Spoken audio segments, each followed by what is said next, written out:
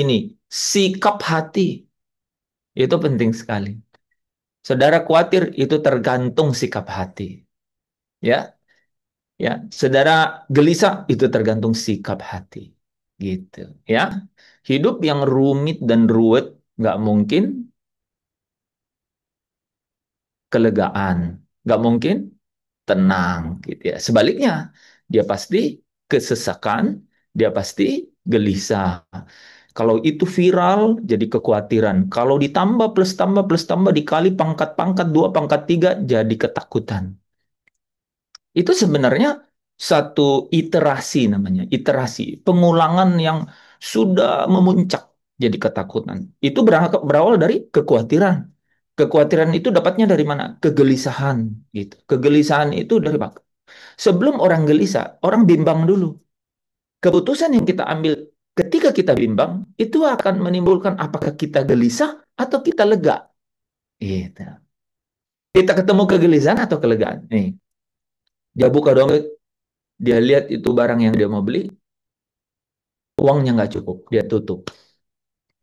Kalau keputusan dari kebimbangan itu, dia tetap mau beli, maka muncullah kegelisahan.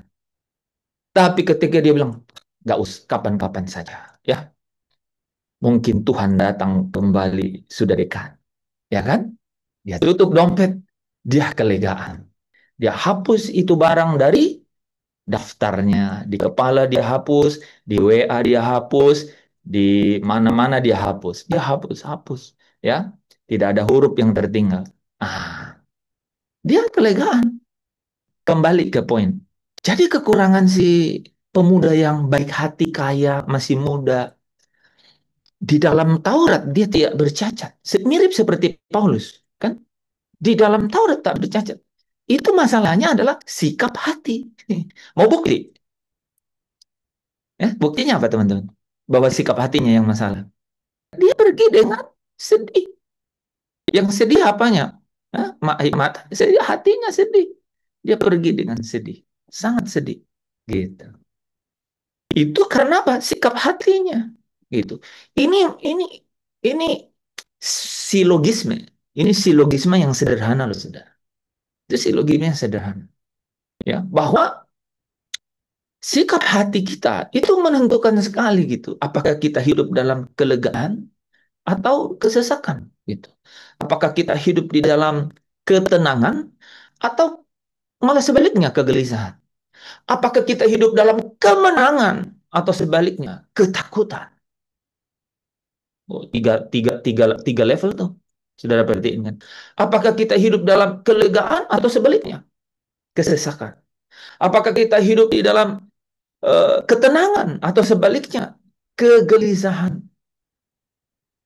Apakah kita hidup di dalam kemenangan atau sebaliknya ketakutan, dibelenggu gitu oleh sesuatu gitu.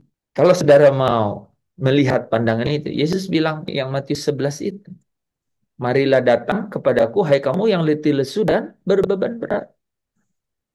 Jadi orang percaya yang bisa memenuhi target Tuhan, memiliki hati nurani yang tulus, yang dimurnikan adalah orang percaya yang mau belajar untuk merasa cukup. Artinya mencukupkan diri di dalam segala hal. Artinya Tuhan itu cukup. Saya ulang ya. Jadi orang percaya yang dapat memenuhi ya, keinginannya Tuhan. Gitu.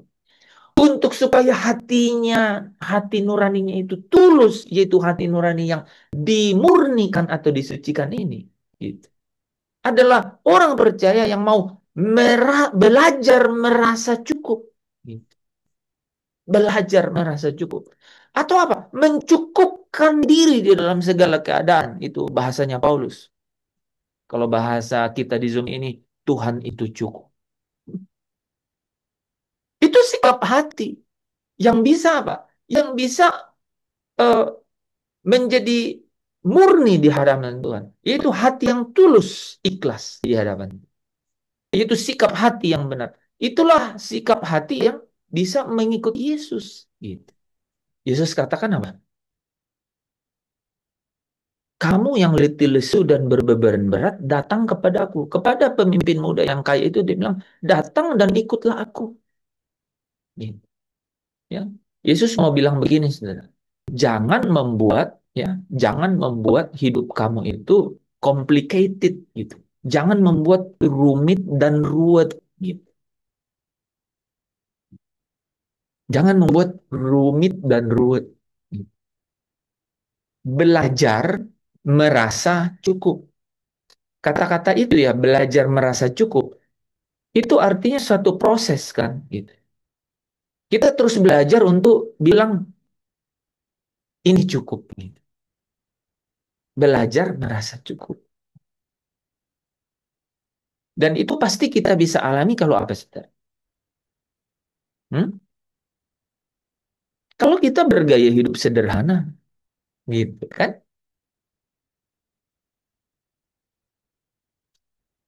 Kalau kita belajar untuk hidup sederhana. Dan hidup yang paling sederhana. Hidup yang paling sederhana itu apa? Kalau kita berkata, Tuhan itu cukup bagiku. Gitu. Eh, Artinya gini, waktu kita memikirkan sesuatu, waktu kita merancang sesuatu, memenuhi kepuasan kita, kita sudah masuk dalam perangkap mementingkan diri kita sendiri. Ketika muncul kata memuaskan diri kita. Tapi kalau kita memikirkan, merancang sesuatu untuk mencukupkan diri kita, saudara tangkap ya, mencukupkan diri kita, maka saudara ada dalam kesederhanaan hidup. Nggak complicated, nggak jadi rumit dan nggak jadi ruwet. Tetapi sebaliknya, kalau kita memikirkan sesuatu, merancangkan sesuatu untuk memuaskan keinginannya kita, ambisi kita, gitu, maka kita masuk dalam perangkap mementingkan diri sendiri, yang quote unquote namanya licik, gitu. Maka itu menjadi rumit dan ruwet, itu menjadi complicated, gitu. Maka hal maka keadaan seperti ini membuat hati kita itu apa? Bukan menikmati kelegaan, tapi kesesakan. Gitu. Bukan menikmati ketenangan, tapi kegelisahan. Jadi tidak menjadi salah ketika apa? Belajar merasa cukup. Kata-katanya itu menarik loh, saudara. Belajar merasa. Ngerti nggak? Merasa cukup. Gitu. Kan Paulus bilang, aku bukannya kekurangan loh. Aku bukan kekurangan. Tapi aku belajar merasa cukup. Gitu. Dalam segala keadaan. Nah, ini berarti apa? Mencukupkan diri dalam segala keadaan. Dan itu artinya Tuhan itu cukup. Gitu. Itu hidup sederhana. Sederhana, kan sederhana kan ya, pokoknya sederhana. Tapi kalau kita lihat bagaimana menjalaninya, lihat bagaimana rupanya nggak sederhana ya. Gitu. Ya kan? Simple gitu. Jadi simple, jadi sederhana. Tapi rupanya tidak sederhana ya gitu ya. Cara melewatinya, cara kita bisa sampai kepada keadaan itu nggak sederhana gitu. Makanya kita harus belajar itu. Dan yang saya cerita ini tuh kita benar-benar bisa paham kalau kita bisa melewatinya gitu. Kita benar-benar lakukan baru kita bisa paham. Dalam segala keadaan kan. Kan Paulus sudah bilang dalam segala keadaan gitu. Belajar merasa cukup gitu. Jadi ketenangan itu bisa kita nikmati ketika kita belajar untuk apa? Merasa cukup.